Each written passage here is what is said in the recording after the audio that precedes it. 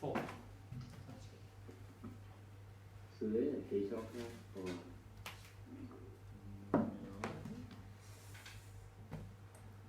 Okay. So we're still doing drugs. We're doing drugs. Nerves. Oh. Okay.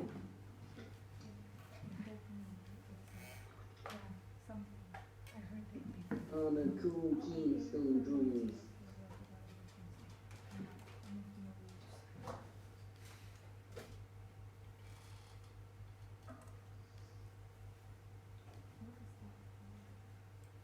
Off by oh, that's 0.3, whatever. I'm okay.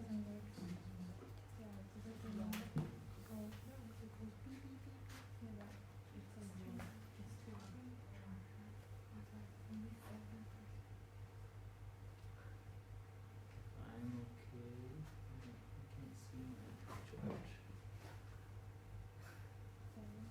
Ah, yes.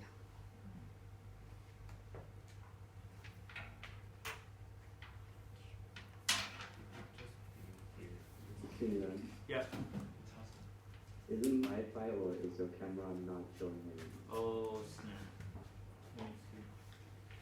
My computer, it has problems.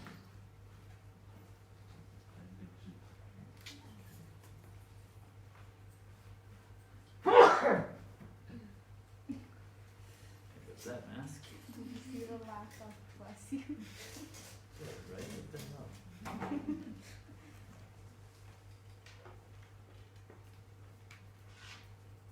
If your camera ever stops working, this is apparently the solution. Boom. Camera works again. Yes, it took me a long time to figure it out. I was just like trying to understand. When I'm researching, there's a chance that where you can buy it. Oh my god. Just imagine going on to get out. Yes. By the years we have here. Causes, effects. Where can I buy this? Okay. So, ladies and gentlemen, first of all, let's share. What drugs did you find that impact the synapse?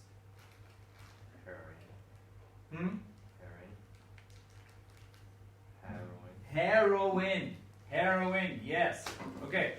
Can you tell us, in the context of the synapse itself, what part of the synapse, I'm just going to draw a simple one here, okay? Yeah. What part of the synapse does heroin affect? Receptors. Okay, and how so? Competitive is love others. It basically binds to the receptors and prevents the neurotransmitter binding. Prevents the neurotransmitter binding. Okay, so in that regard, so we're saying then that you have on this side the receptors, right? So you're saying that heroin, I'm just going to say H, okay, binds this, right? What receptor, does it say what receptor it's binding to, or what is supposed to go there? I mean, the page only said it's a receptor in the brain called opioid. Yeah, so opioid receptor, sure. In the brain. What is it there? Did anyone else use or find a drug that affects the opioid receptors? Opioid, O-P-I-O-I-D. Oviosum radio. No? Do we know what is the opioid receptors or opioid signaling normally? What is it for?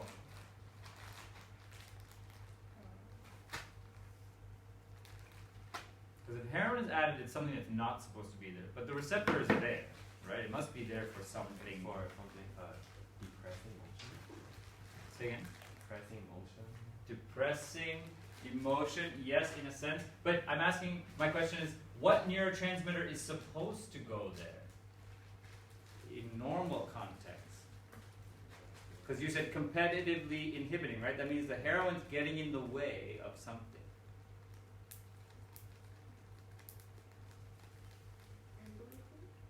Ah, maybe endorphin. So endorphins, anyone know what endorphins do? In your synapses? They're excitatory, right? They're excitatory synapses. So this neurotransmitter usually comes across here, binds a receptor, and it sends a signal of excitation. So what do you think heroin does when it gets in the way?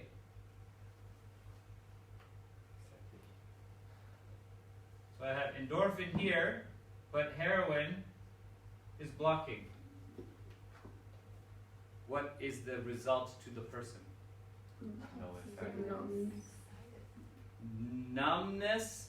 It's actually the opposite of continued excitement, right?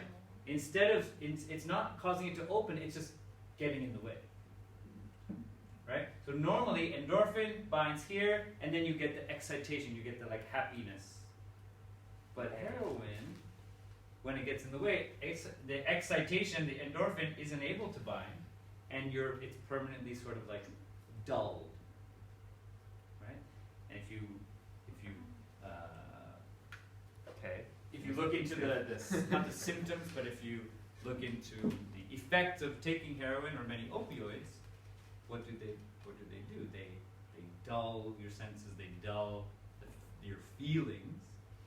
What other opioids exist out there? Painkillers? Painkillers, of course. Anyone know names? Morphine. Morphine, sure. What else?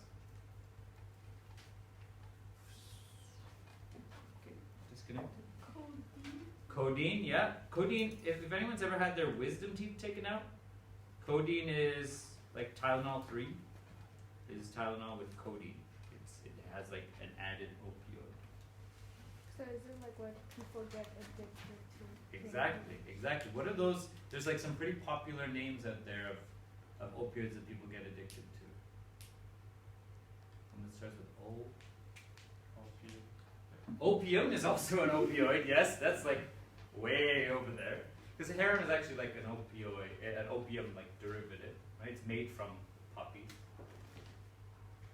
Over the counter price. It's what it's called.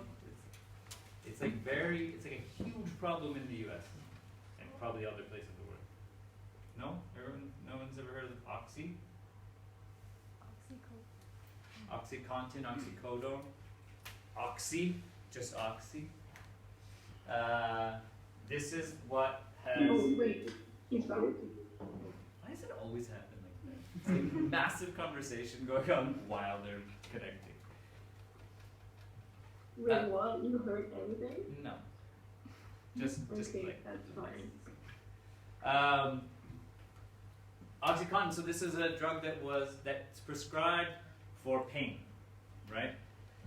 Problem is like what happened is there's so many. You can watch a lot of these documentaries that are out these days about how this became like a really serious epidemic in the U.S. where doctors were just prescribing it like for everything, right? Comes back to this idea of pain, right? Like, oh, you have a back injury, here's Oxycontin. But then they get like way more than they need, right? Or like it's way too strong. You know, every little thing they were giving Oxycontin, and then.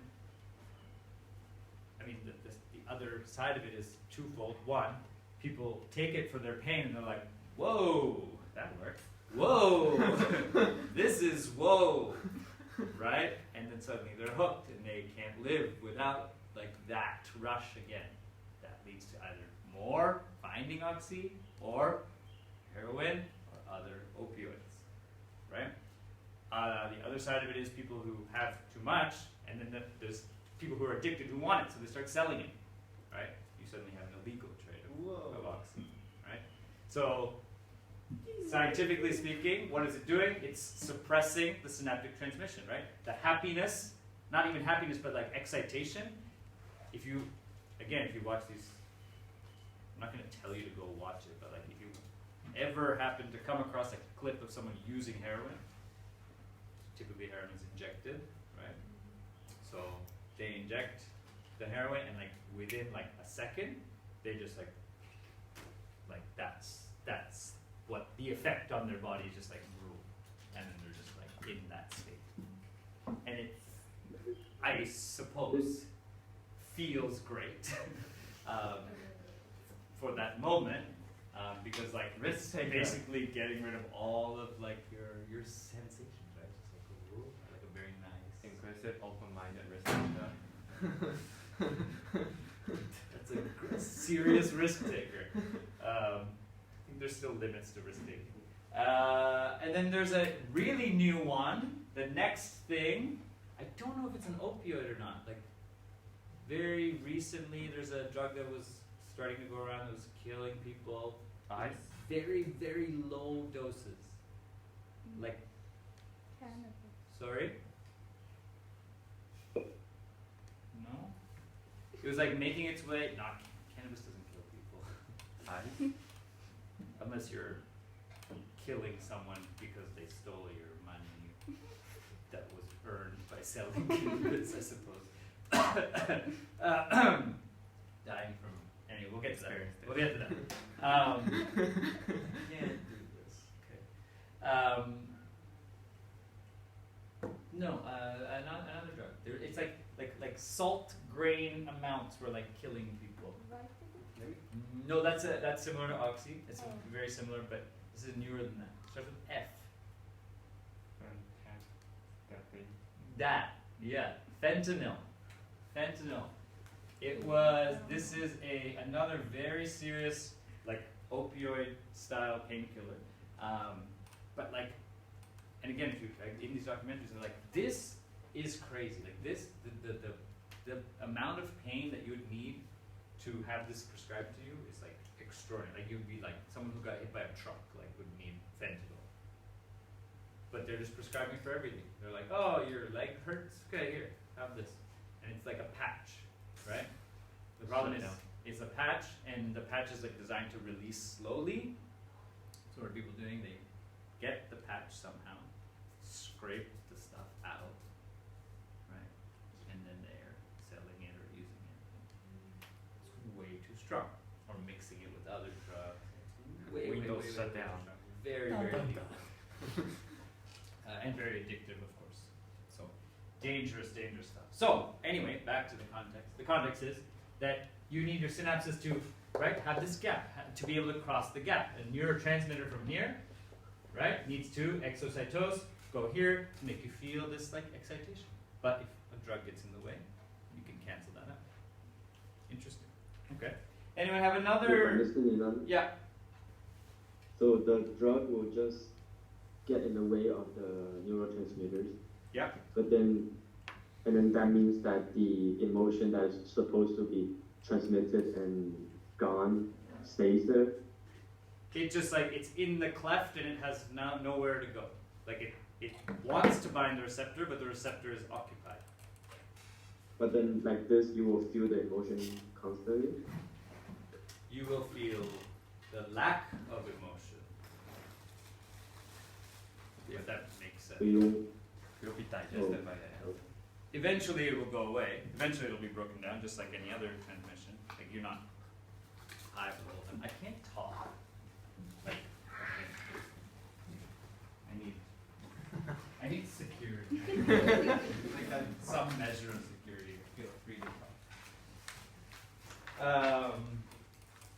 Yeah. So the same as anything else. So like the heroin will block for a while, right, and then it'll get broken down. And then, How do you block a section of the body? Like during surgeries, they only block certain parts. so like an anesthetic, Yeah. right? Localized anesthetic. It's a good question.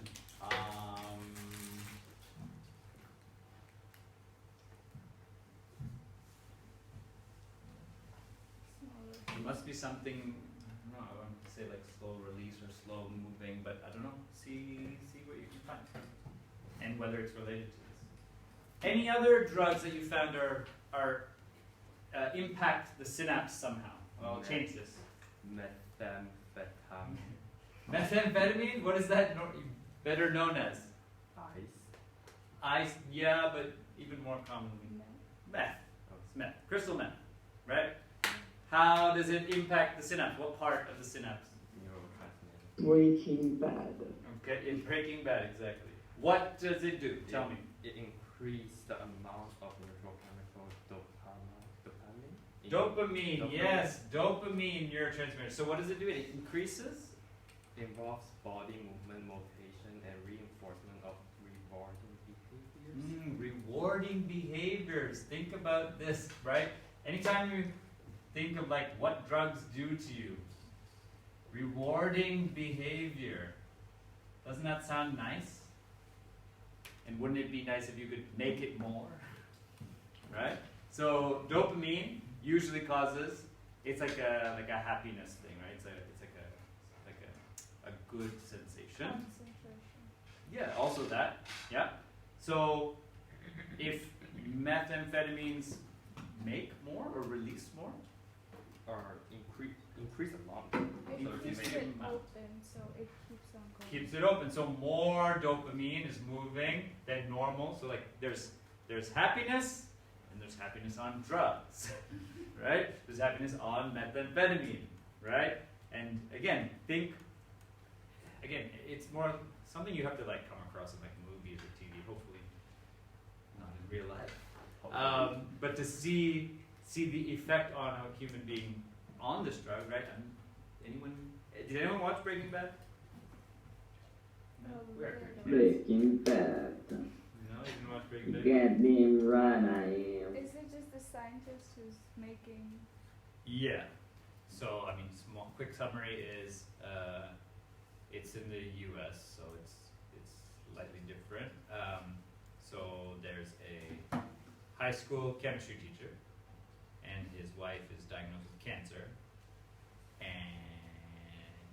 he can't afford to pay for the treatments,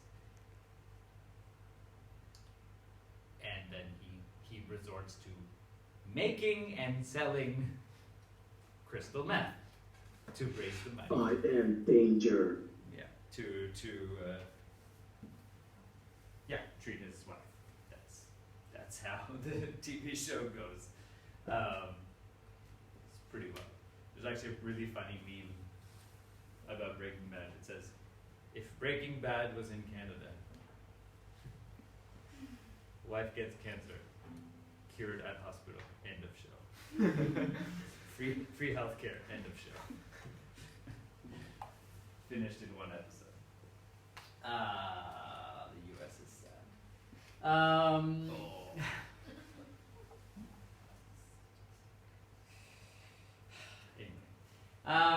Yeah, so there's a different way, right? So you can, in the first example, we were blocking on the postsynaptic membrane. In this case, we are impacting the neurotransmitter itself, right?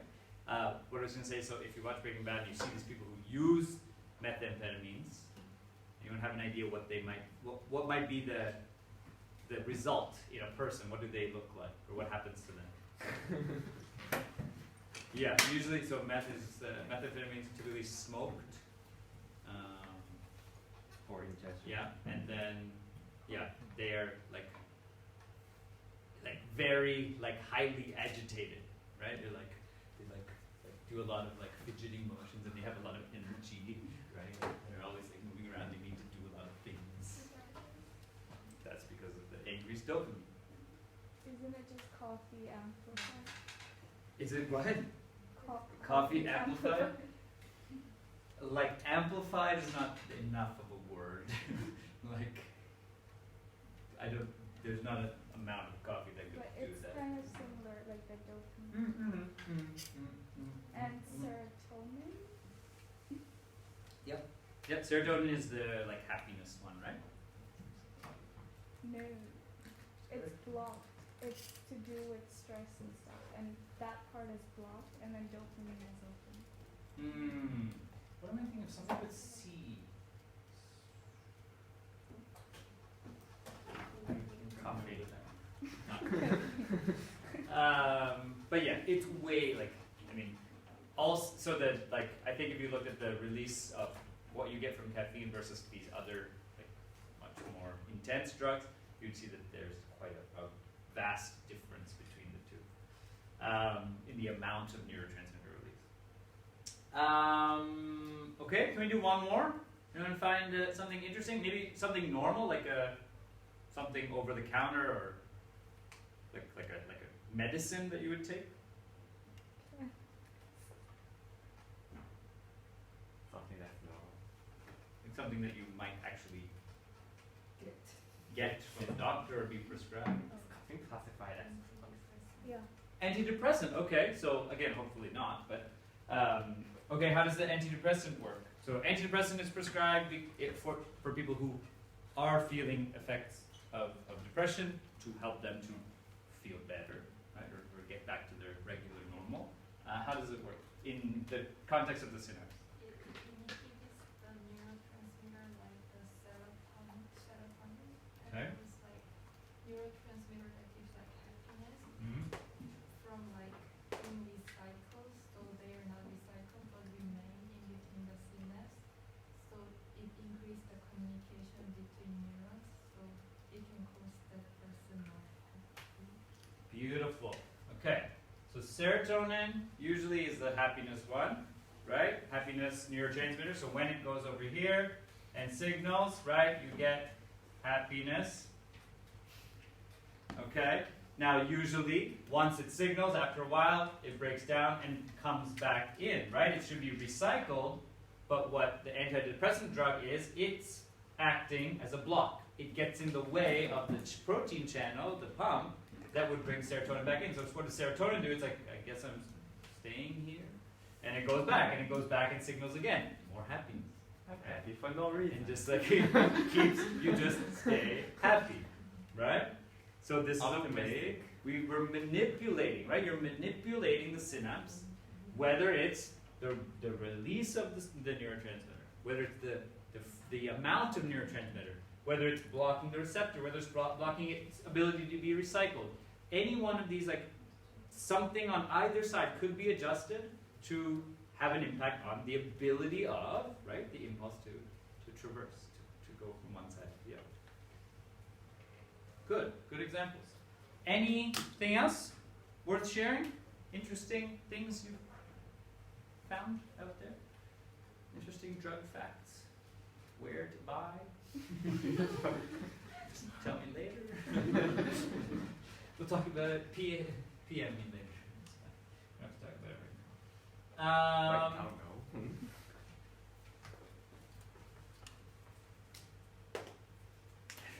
Everyone runs into each other at the same place accidentally. Just walking by. What are you guys doing? Nothing. Not buying drugs. Okay. So the one that you are responsible for one like example, all right, of like a specific neurotransmitter. So the one you're responsible for is acetylcholine. This is not anything different from what we learned yesterday, but it's just a specific name. Okay, it's a neurotransmitter that is used in many synapses. All right.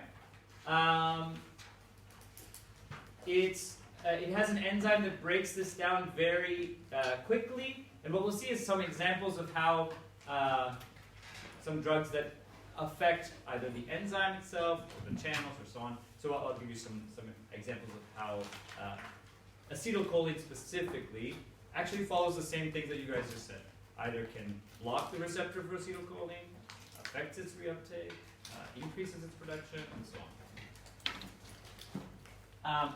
HLs whenever our next lesson is, or maybe in 2 lessons, we're going to look at this statement here. So acetylcholine is really closely related to muscle stimulation. Okay, so we need to release acetylcholine to the muscle. It's going to have something to do with that calcium that's stored in the sarcoplasmic reticulum, which, for the part we haven't learned yet, is necessary, the calcium is necessary for a muscle to contract. Okay, so all this is related to each other.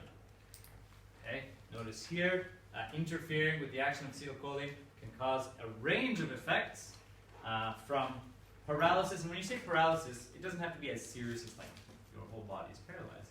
This could be enough to just be like a painkiller, right? So if you affect it on a low level, did you find anything, Daniel, about how that works? So a nerve block is an injection of the local anesthetic to numb the nerve supplying to a particular part of the body. And ultrasound is often used to pinpoint the correct nerve. And, Okay. and nerve block and epidural or spinal anesthetics are used in the place of general anesthetic. And So I guess it's just because if they inject it to that area, That area shut down. that's the area that shuts down, versus if you were to take it and digest it and then it goes everywhere. But if it's injected into probably blood, it's injected too, but it's not really the arms. Yeah. Maybe they put too much drugs.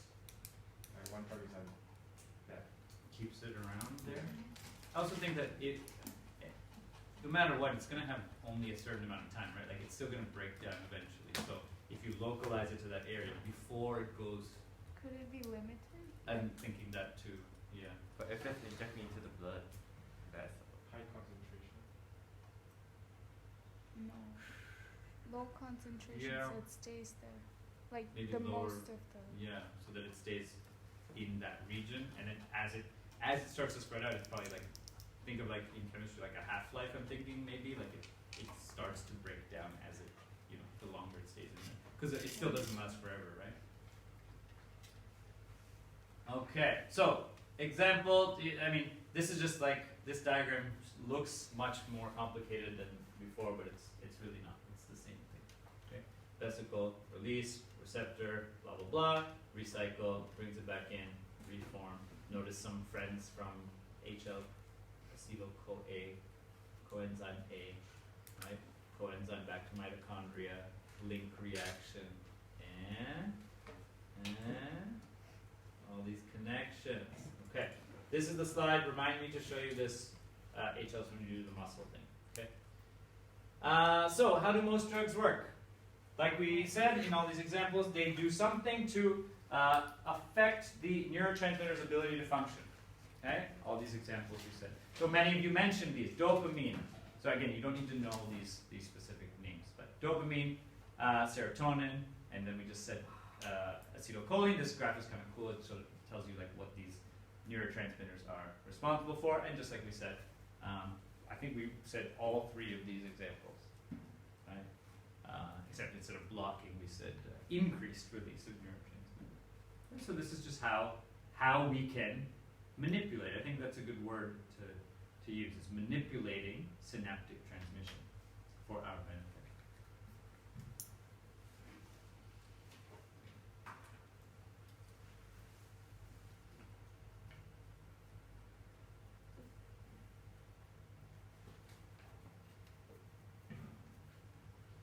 Right, so you can pretty clearly see, right? Look at this little thing in brackets, right? Mental alertness, sustained concentration, sensory satisfaction. So these are neurotransmitters that send signals normally, right, in your normal lucid, sober state, right? That you need to have a regular human range of emotions. But if you can change those, right, either very high or very low, we see now the effects of drugs on people, right? If you can get a drug that's going to make you very mentally alert, right? You can see why people might get hooked on cocaine, for example, right? It makes you very mentally alert for a period of time until you need more cocaine. And then you need lots of cocaine all the time. And then you're poor and then you probably die. That's mood. Right? So this is how we can manipulate. Sustained concentration, same idea, right? Sensory satisfaction, that's your classic one, right? Getting high, right? Heading high. Yes, I want to feel good, right? Why wouldn't you? Right? It's one thing to like be happy, but what if you can be happy? Who doesn't want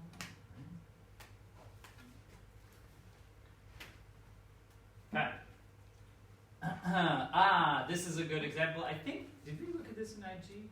I think so, right? Botox, injecting this toxin into your face. Still remember this. Yeah. And it works exactly, like we said. So it blocks the release of the neurotransmitter. So now the nerve no longer signals the muscle, right? So people are always worried about like wrinkles. Without generalizing or judging, but usually it's females, right? As they're getting older, like, oh my gosh, I have crow's feet or whatever, and wrinkles. So they can go, this is a type of cosmetic treatment, and they just get, a little injection of this toxin. And it is a toxin produced by the botulinum bacteria, which causes botulism, which is something that you will die from if you get it. And it works, it was like, it's used to be, not anymore, now you get a lot of better food safety, but botulism, like, even like food that was canned but like wasn't processed properly, so it would breed this bacteria. And if that botulism gets in your body, it starts producing this toxin, your nerves start to become paralyzed. It's the exact same function, right? They stop functioning, but if the nerves that stop functioning are the ones that tell your body to breathe, or your heart to beat, it's different than the nerves in your face telling your face to smile normally, right? So this is obviously a much reduced, amount, or like a maybe slightly adjusted amount of this toxin, but it prevents your face from prevents your nerves from sending signals to the muscles in your face, so they don't contract anymore, which I guess means you don't get wrinkles, or they don't get worse. It's a bit weird. Doesn't that mean like you will not be able to use your muscle to like express the emotion that your face does? If you ever see, first, you should ask around. I bet you'd be surprised, like if you have like parents or friends of your parents, or maybe don't ask. It's a bit weird to ask. Is your face big? It's not big, right? It's not plastic surgery. It's just a little, little touch up. I think it's more common than you think. It's quite like like accepted, and like it's just like something you get done. It's affordable. It's not like a huge thing. It's not surgery. You just go. You like blink, 1, 2, couple injections, done. But then like right away, like at that time, it's like you have you can't move. I just move my arms, but like imagine you can't move your arms, and like Poker face. right, and like Inject that before you play poker. laughing, but you can't like move this part. Very strange. But it's also not permanent. You have to keep going to get it redone. Weird stuff, people. Okay. Last thing that I want to touch on. This is now just for, I was going to say for fun, but not the right choice of words. For interest. Okay. Let me see first. Yeah. Okay. I'm going to cover the stuff we need to know. Then we'll do the interest section. One last learning objective, because I guess it's kind of strange to teach about real drugs, is to know about this example of another drug that's used as an insecticide. Okay, it's called a neonicotinoid pesticide. Okay, this pesticide works again by affecting the acetylcholine in the synapse. So normally,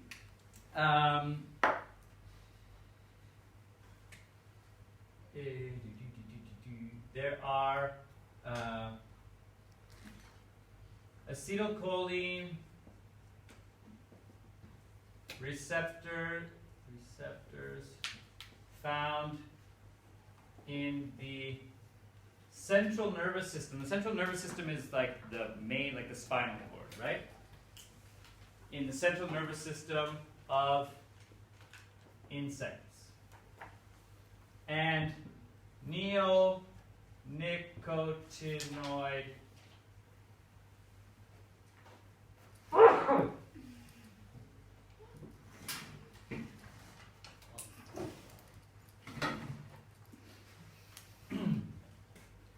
neonicotinoid pesticide bind to acetylcholine receptors. Is acetylcholine receptors only found So that's the reason I said this here is there are a lot, there's like a high concentration of these receptors in the central nervous system. The insect would have them other places too, but they happen to have a lot, like quite localized in the central nervous system. Does that have any magical? I feel I don't know that for sure, but I think it's a not variation, but it's a feature that the insects have like a higher proportion. Like usually you would have it in all of your nervous system, but the insect happens to have a lot in the central nervous system, which controls the other part, the peripheral as well, right? So to the detriment of the insect, unfortunately. So you can imagine that, if this were to bind to like the peripheral nervous system, maybe like their like a leg or a wing, doesn't work properly. But if it blocks the central nervous system, everything is shutting down, right? So it effectively paralyzes and kills insects. What's the right word? Readily, effectively.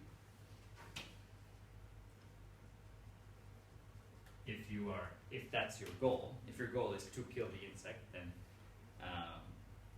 it works really well.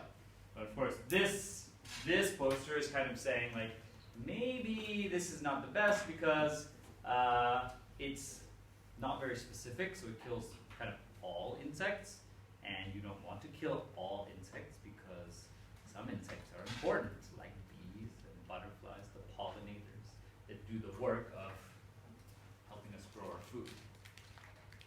Right? If anyone wants like more depression, try finding like documentaries or like little not conspiracy, it's true. There's like about how bees are not going extinct, but like the bee population in the world is rapidly decreasing, which sounds like who cares about bees, like what's the big deal? But the amount of free work that bees do for food to be grown, right, to pollinate flowers so that they grow seeds and then we have more food, is like trillions of dollars worth of value to agriculture. So like there's like even like, did you hear about the story? It was like a few months ago that like there was a bee like expert in, I want to say in the Philippines. Did anyone hear this story? I think he was in the Philippines, and he was like kind of like telling people this, like this is a big deal and this is a big problem, and then he disappeared.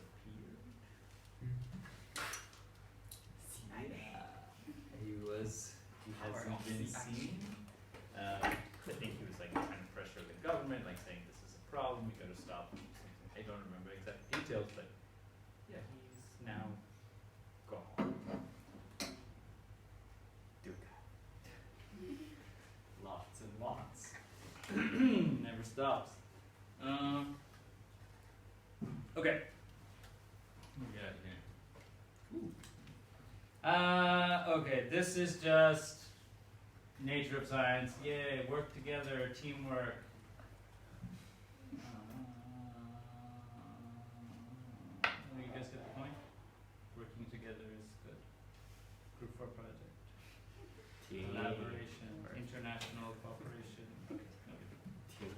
Okay, I wanted to share this. This is not on the syllabus. This is just interest, okay?